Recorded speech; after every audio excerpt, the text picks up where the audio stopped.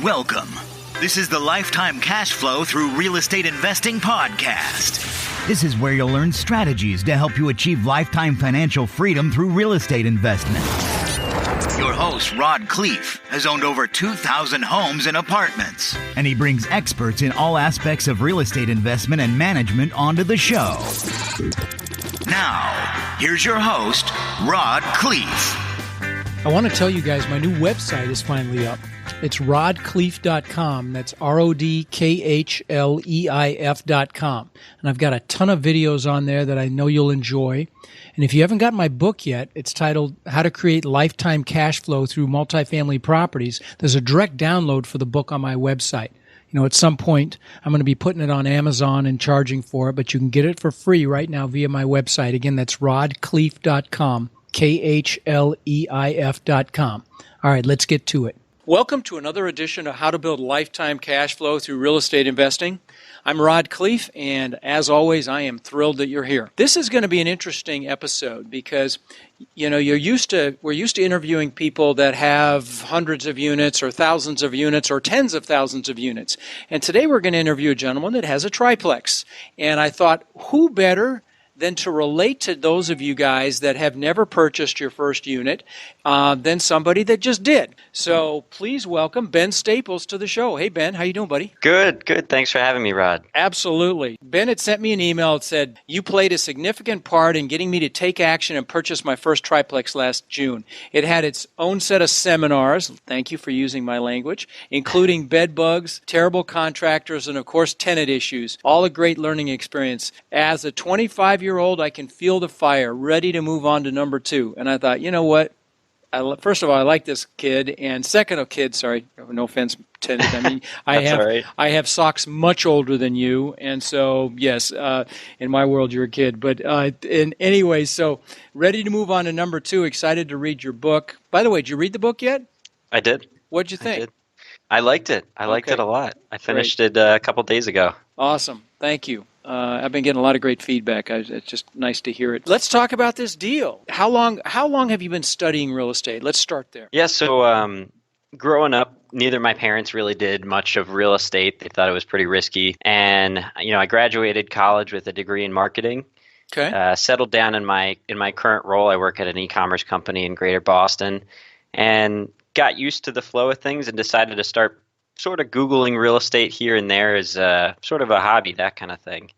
And so that was about 2.5, almost 3 years ago. I started studying and looking here and there for properties. Okay. So I'd say it was about 2 years before my purchase. Okay. All right. You studied, you listened to podcasts, you read some books. What all did you do to learn? So yeah, I started with my Google search that led me to biggerpockets.com, the online community. Right. Great absolutely. Yeah, definitely. I started subscribing to podcasts. I subscribed to yours. I went back and listened to every single episode from the beginning. I subscribed to the Bigger Pockets podcast, listened to there, a few others. Mm-hmm. I read pretty much every book I could get my hands on. And I started going out and looking along with trying to find some mentors. So I was trying to go to as many meetups as I could in the Boston area. Great. And I got connected with a few guys that they do condo conversions in the Boston area, Ray and Dan from HRV Homes. And they were willing to take me through their guts and sort of take me through their process, that kind of thing. Oh, which that's was awesome. Hugely beneficial. That's awesome. Yeah. Well, that's really nice of them to do that. That's fantastic. You got a little confidence. Maybe some of my success tips maybe it pushed you over the edge a little bit, and you went ahead and did it. So let's talk about that deal. Let's talk about that triplex. How'd you find it? Number one. Yeah, so I was getting sick of the Boston market, so I started looking in area markets around because the numbers just weren't looking good. Oh, sure. Decided to pivot back into Boston, and it just happened. It popped up on the MLS. I had been making calls to local property managers, every single one that I could find, asking them if they had any clients that were looking to sell. I got to page 110, something like that, on Yelp, and just kept calling and calling and calling. And I made some great contacts. One of them gave me a heads up that this property had just come on just the retail market. Right. And I went over with my agent, looked at it, put in an offer, and I was one of, I think, 13 or 14 other offers that day. The Boston market is just crazy. Oh, sure, it's on fire. And I decided to come in a little bit above asking, and the offer was accepted. I was incredibly happy. Wow, fantastic. Well, I want to circle back to what you just said, okay? You guys have heard me say it, I don't know, till I'm blue in the face. When you're willing to do what other people aren't willing to do, you're a success. And so what did he do that most people wouldn't do? He got in the Yelp and started calling every property management company. Guys, that's what's called a clue, okay? So I hope you heard that. That's like awesome. Absolutely awesome. Good for you. And it resulted in your first deal. I mean, that's absolutely fantastic. So let's talk about that deal. Let's dissect it. Okay, so what'd you end up paying for it, number one? So I bought it for $480,000. Okay. I got it was a $7,000 closing concession that the seller was made to me after the inspection. Okay. And I financed it through an owner-occupied financing program through the state of Massachusetts. So you're living there? I am. Yep. I'm so excited to hear that. Guys, I hope you're hearing this. I don't know how many times I've said that. Residential multifamily, go move in it. You've got your first fourplex. In a year, you can move and buy another one. I mean, good for you, buddy. All right, so you found this local residential program, because actually, I don't know what the limit is for FHA anymore. But talk about that program for a minute. What were the benefits of that? So it's pretty comparable to FHA. Okay. It's called the Mass Housing Program, and it allowed me to avoid PMI, so I don't have to pay fantastic. PMI. I was able to put 5% down, and my rate was pretty comparable to what I was seeing with FHA. A little bit, it was pretty similar at 4.25 is what I got into it for. Fantastic rate. So what's your all-in PITI? Principal, interest, taxes, and insurance. Do you know that off the top of your head? If you don't, that's okay. I'm just trying to run some numbers with you. So my payment monthly is $2,909 a month. Chances are it includes your taxes and insurance, correct? It does, yes. Yeah, okay. Yep, I'm So $2,909. So tell me about the makeup of the triplex. What are the unit sizes? How many bedrooms each and square footage? So the total square footage is a little over 2,500. Okay. And so there's two bedroom units and a one bedroom unit. Which one are you in? I'm in unit 3, which is a 2-bedroom unit. Okay. I decided to move into that one because it needed the most work. Okay, there's another clue, guys. That's a very smart move. You move into the one that needs the work, and you rent out the other ones and fix up the one you're in. Awesome. So what kind of rents are you getting? So that's the interesting part. I actually inherited tenants, which I know is a very, very risky thing to do. What do you mean? I disagree completely. But go ahead and continue with that line of thought. The way I was taught in the small residential space in Massachusetts, it's a very tenant-friendly state. And so okay, you've got tenant laws that protect. Okay, that's a different. Okay, now I got it. Okay. Yep. Okay. So I decided they're all tenants at will, and the old owner actually didn't have them on leases. Okay. So the day before I closed, I served a notice to quit for the third unit tenants because, of course, with my financing, I had to live there. Right. And so that was sort of at the goodwill of the seller because he didn't have to let me do that. But that allowed me to get sort of a month ahead of things and be able to move in after they left. So the rents are definitely under market, and I've been working to put work into the property overall to try and get those rents up. So the one bedroom is renting for $800. Okay. And the bedroom number 2 is renting for $1,100. Okay. But so market rents. You've got $1,900 coming in right now, so you're paying $1,000 a month there to live, which is less than you'd pay to get a house for sure. But market rents are what? So I could rent out the 2 bedrooms for between 16 and 17, conservatively, and I could rent out the 1 bedroom for probably 12 to 14, depending. So even conservatively, if you rented those 2 units at market rent, you wouldn't be paying anything to live there. I mean, it doesn't get much better than that. Fantastic deal. You're going to be able to rent it for what your payment is. I mean, it doesn't get any better than that, and you can live for free if you want to. And then obviously, you're going to have an $1,800 a month cash flow when you move out. Phenomenal deal, my friend. That is absolutely awesome. What was the toughest part of this deal for you? I would say for me as a first-time buyer would be definitely taking action. Okay. I looked at probably around 150 deals, analyzed them. I probably went out and saw over 20 in person before I decided to pull the trigger here. Most of the deals in Boston don't make any financial sense. No, not at all. It's a very, very high market. I mean, you'd compare it to an LA or a Manhattan, or there are parts of my family in Boston, and so I know the market quite well. So it's awesome that you found a deal like that there. And what's great about that market and those rents is it's a fairly stable market. You're in good shape. I hope you're taking notes here. So you looked at about 100 deals. You actually physically went and looked at 20 of them. I mean, that's what it takes. That's how you build your confidence. That's how you get a feel for what's a good deal. And a lot of it is a feel. And you start running the numbers. You evaluate them. You develop the relationships like you did. You went out and went to every meetup. Clue after clue here, guys. I hope you're getting this. It was definitely nerve-wracking. I lost some sleep, that kind of thing. I think it's all pretty normal. Sure. I definitely have some key learnings on the rehab side. So I was fortunate enough to be able to rehab. Hold on. I want to talk about that. But I want to ask you a question. Now you've closed. You're in the property. How do you feel about buying your next property? How much fear is involved in the next one? Definitely significantly less. Thank you. Okay.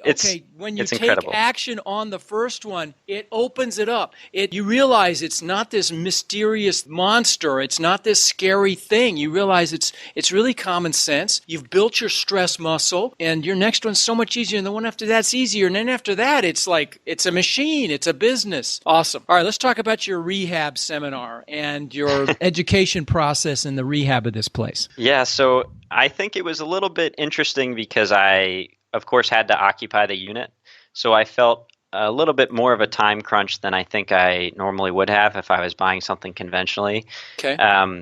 For me, my first sort of steps were finding a GC. I was considering subbing out all the work myself, right, like my mentors had done, but I decided to go with the GC because of the constraints of my full-time job. Okay, let me interject. Okay, guys, if you don't need to pull a permit, a GC is going to cost a lot of money. I would say, I mean, in your case, we have a full-time job. I get it. You need the oversight, but if you can do it yourself without a GC, if you don't need one, it's a lot more expensive. Please continue. So from the help with my mentors and what I had been reading and this podcast, I tried to put together some sort of a standard way of interviewing contractors to protect myself. Great. So I got between 4 and 6 bids, something like that. Perfect. And that's more than that's fantastic. Good. And I was happy with the contractor I chose. I would say, looking back on things, it could have gone a lot worse in the sense of he didn't steal money or anything like that. All of the work was completed.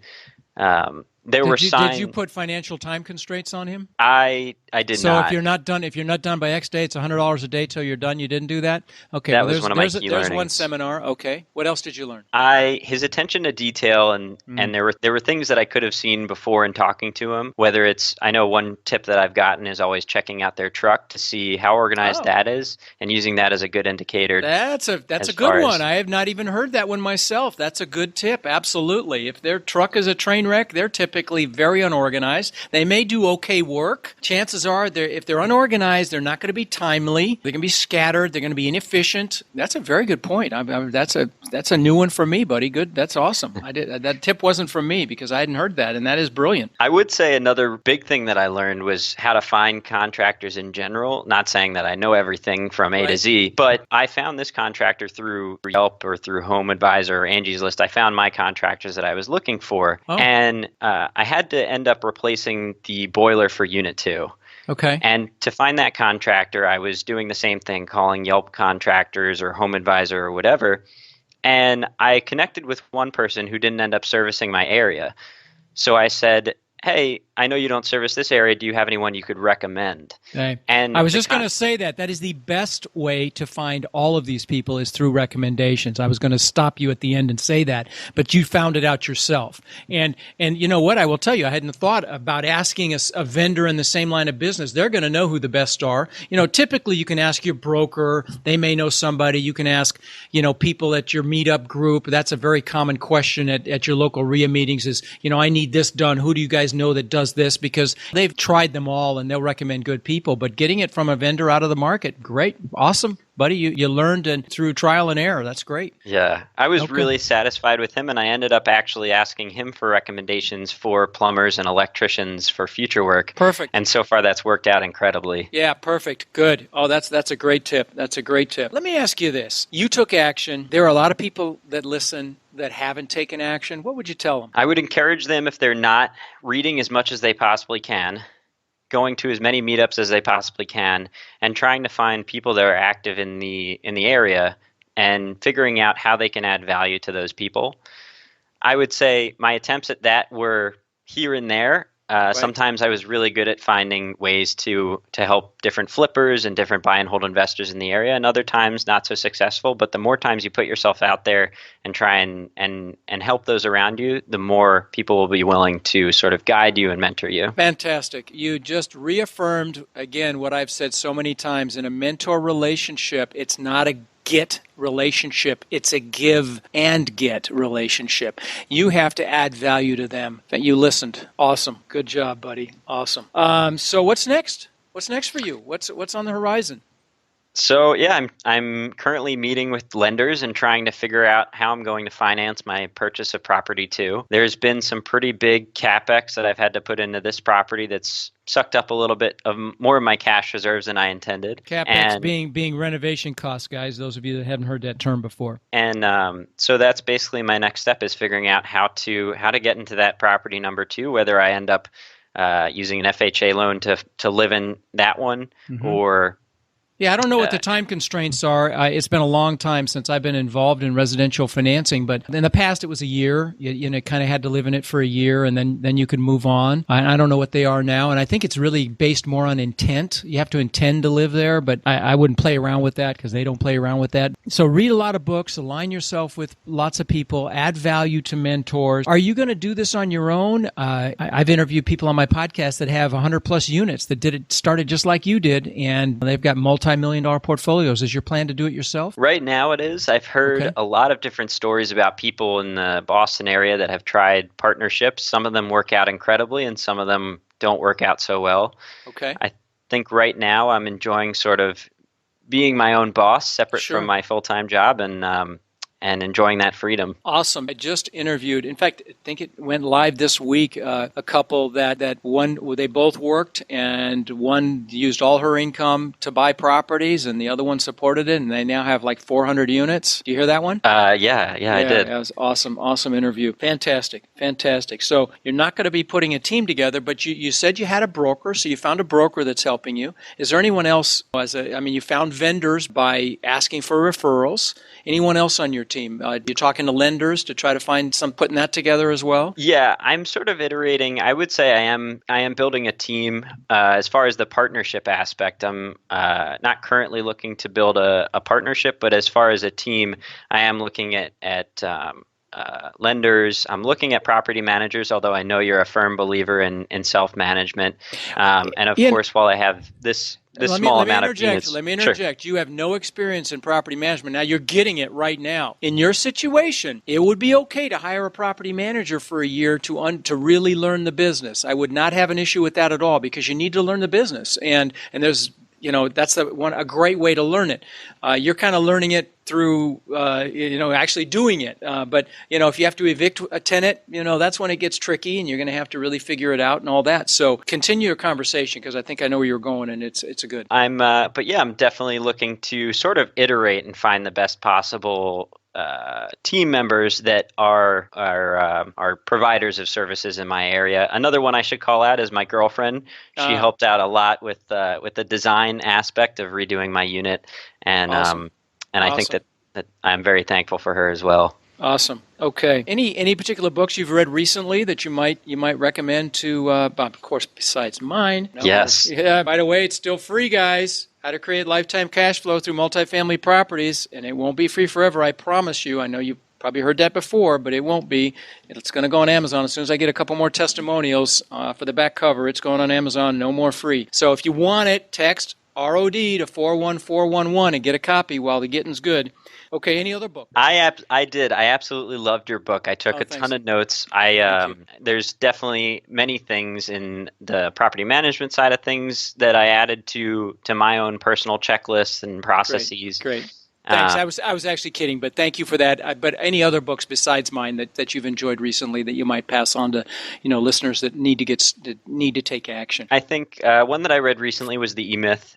Fantastic. Michael Gerber, fantastic book. I highly recommend that to everybody listening, whether you have a real estate business or a regular business. And the core of that whole book is to systemize, is to set up systems. They equate it to like McDonaldizing your business. Incredible book. And if you're going to own any business, and if you're listening to this show and you buy your first property, you are now a business owner. So you need to set up systems, because any business is just systems and people. That's it. That's every business out there is systems and people. And so the better systems you have, the more efficient you can be. That's how I bought 2,000 houses and rented them out from individual owners, one after another, with a very small staff. It was all systems. And that book, E-Myth, Michael Gerber's book, was a huge impetus for me to set them up properly. So great recommendation. I don't think anybody's ever recommended that on the show, and I'm glad you did. Well, buddy, I really appreciate you being on the show. Thank you for your time. I'm sure we'll follow each other's footsteps. I want to know when you get your next one. Give me that gift. And any of you listening, if you buy a property and I've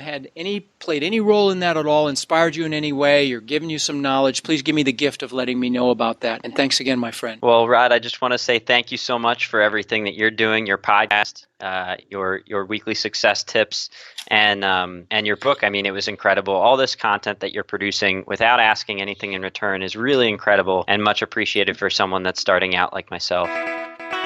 Thank you for listening to the Lifetime Cash Flow Through Real Estate Investing podcast. If you've enjoyed the show, please subscribe and then take a moment to visit iTunes and leave a 5-star rating and review. For more resources to connect with us further, please visit our website at lifetimecashflowpodcast.com. Tune in next week for our next show.